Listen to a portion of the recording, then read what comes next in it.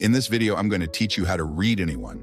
And specifically, what I want to do is give you 6 things that, if you implement and think about these, you're going to know what people are thinking and feeling without them even having to tell you.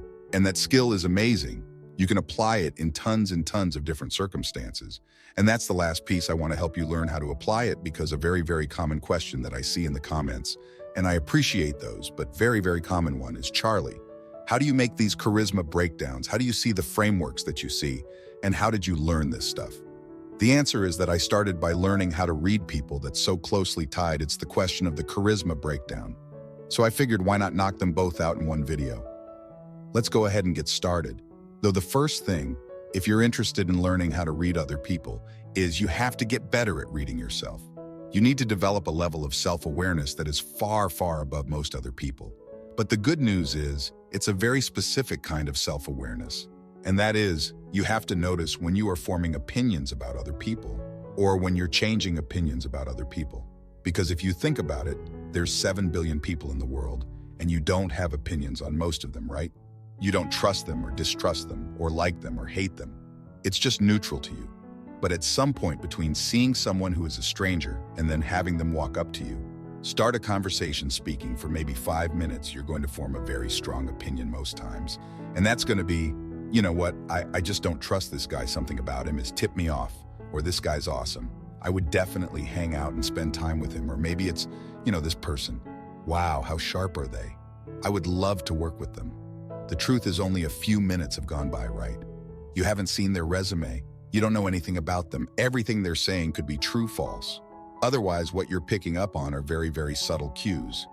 And if you get good at noticing when you feel these things, you're going to get better at picking up those cues and identifying what they are. So step 1, self-awareness. You need to know when you are having opinions about other people. Second piece now, we're going to bring the focus to others. We're to start with the easiest, and that is, where is their attention, right? Attention is very typically easy to identify. Most of us can do it intuitively, but just to cover the basic things, eye contact, right? When someone is paying attention to you, or rather they're talking to you, but they're kind of looking over there, looking down at their watch, right? They're trying to get out of there. You can tell that and sense that intuitively. The other thing that some people have a hard time sensing is where their body is, right? So when you're trying to get out of the conversation, you might start to angle out. Yeah, okay, cool, sounds good, all right. See you tomorrow, and then you're going right similarly. If you're in a room and there's someone you'd like to be talking to over this direction, but you're in a conversation with a person here, you might find yourself opening up without even thinking about it. So where your hips, where your feet, or your torso people say all the truth is the whole darn thing. Where different elements of your body are facing is indicative of where your tension is. And then the last thing for attention that is going to be important is the person that is talking to you, or that maybe you're talking to. Are you answering and asking engaged questions? A non-engaged question is a cool, interesting, yep, okay, that's non-engaged. And engaged question relates to the thing that you're saying. It's an add-on, doesn't have to be a questioning. It'd be a comment that is related to a story you told. That is going to be very indicative of if you have someone's attention or don't. So that's the first step of guard of cold reading. Second thing overall is going to be, okay, are they giving me attention? Are they interested or disinterested in what is going on in front of them? Then we want to hone down a little bit, right? Because all we know now is interested or disinterested. We need to get to some emotions, and the truth about emotions is that they are very, very, very focused up here. The easiest place to find an emotion, there are other tells elsewhere, but 80 to 90% of them are occurring here. I include the voice box in this because tonality is going to be huge. Specifically, the first thing that you should start to do is identifying your expressions. We all know happiness, right? We know these things, that's not a problem. What becomes difficult for people are micro expressions, right? So when someone is feeling a feeling, but they're trying to hide it, say for instance, we just saw happiness on my face, say that I'm in a job interview and I just got a job offer that is way higher than I expected, but I want to keep it on the down low. I don't want them to know at this point. What I might do is they say, okay, you just got XYZ amount of money, go okay. Sounds interesting, and what you'll do is you'll see people lose momentary control and flash briefly and less big, right? Not as much teeth, the emotion that they're feeling, and this is true for tons of different emotions. I personally got my experience learning how to read these in the real world, right? I wasn't necessarily looking for them. But what I would do is go out and see, okay, what's going on with people's faces. This wasn't conscious at the time. And then how do they behave immediately after that? If you want a crash course on that, I haven't done it myself, but I do see that there's micro-expression tests online and they're fun. They'll get you a start and maybe then take it into the world. So if you're interested in those, I'm going to link in the description to that. But don't go just yet, because the truth is, micro-expressions and identifying them consciously is really not a huge part of how the best people who read others do it. The best way that they do it is by identifying patterns. So job interview again, right? Say you're in a job interview and the person across the table from you goes, okay, see your resume. Okay, Walla, we'll call you back pattern. You know that they're never going to call you back, right? You go on to a bar, and I've seen this one. There's a guy who is leering and looming over a girl, right pattern right there. She's about to get the heck out of there. You see these very, very consistent patterns. And I could list off a ton for you, but while there's a finite number, there's a large finite number, so it's not necessarily worth it for me to do all of the patterns that would take forever. What I can do is teach you to start identifying them better. And the way that you do that is by making predictions.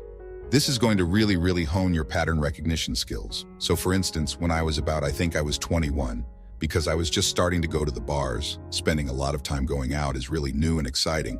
But one of the things that I would do is I would go and I would make guesses, predictions about who knew how a conversation was going. If that girl liked that guy, so I'd walk in and I go, you know that group, I think that they came here together because that girl just grabbed a drink and handed it to that guy, as if it was no big deal. So there's clearly some trust there. On the other hand, there's a group over here, 2 guys and 2 girls, and they're standing with this like invisible line between them. Nobody's touching. The guys are on one side, the girls on the other. I think they just met, and then there was with a buddy of mine, I remember. And I started to get good at seeing this, and he said, you know, there's this girl, I met her. It's going really well, and it looked like it was going well, and then I would watch as he rolled up and stood against the wall like this, leered over her. And all of a sudden, pattern, she's about to bolt. And what do you know? 30 seconds later, she leaves. So start making predictions. That is going to help you get really, really good at there's pattern recognition stuff. And I cannot recommend that enough. I really think for me, that was the biggest thing that enabled me to start to see the stuff it's going. I think this is going to happen next. And then seeing if I was right or wrong. But the truth of all this is you have to go out and you've got to be scientific about it, because you're predicting patterns, you're seeing all these things. But if you don't start to apply it to your own life and to experiment with it, it's all going to fall flat and it's not going to stick. And the interesting thing about experiments is that they prove you right or wrong. And this is the science part of it. Because I remember I would go out and I would try to pick up different things from friends of mine who did other things well. So for instance, Ben, my co-founder, who might have seen in other videos, had this buddy who was very gregarious, outgoing, but he was also a big dude and people really liked him. So then when he first got to college, the first thing he does, he saw this guy. He wanted to be more like him, get the reactions that he got. And he thought, okay, he's 220 pounds of muscle, must be the muscle. So he went to the gym, worked out really hard. A year later, he's put on 40 pounds. He's the same height, same size, same weight, and nothing really changed. Right, it didn't go the direction that he wanted. Then he goes, okay.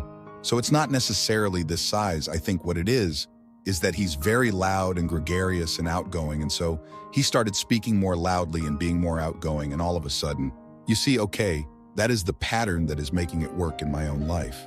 There was a friend of mine who I thought had great eye contact. And I thought, you know what, he's got big eyes. So it's probably because of these big eyes that he's got such great eye contact. And for the next week, on and off, when I was in conversation, and I thought about, I go, all right, I want to see what happens, how people respond if I do the big eye contact. So be talking to me, I go, awesome. Oh, that was so cool, right? And I'm doing, he's bug-eyed insane. Mad person look, until Ben, my friend, goes, dude, what the hell are you doing? And okay, I learned that pattern was completely wrong. The point of this is you can start to learn how to call 3 people if you can identify the emotions you have. You're going to get some hypotheses about what's driving emotions. If you can start to predict and see them in other people, you're going to get good at knowing. Okay, this conversation is about to tip. It's going to go well or it's going to go bad. They're about to really make friends or they're going to split. And then the way that I make the breakdowns is I just go back and say what happened before that, right? So I saw my buddy go up, this girl is about to split. But what did he do? I didn't know at the time, and I only put it together later that it was, Oh my gosh, when he leans up against the wall, looms over her. Of course, that triggers a feeling of, I need to get out of here. And so sometimes when I'm out, I'll notice I go out to dinner, right? And I see that one friend of mine will start to tell a story and we'll be at a little circular table and every single person there will pay attention. I'll go, this is interesting story. But honestly, what interests me more is how the heck did he do that? What did he preface it with what went right before he started talking? And similarly, same night, somebody on the other side of the circular table tell a story and it'll just fall flat.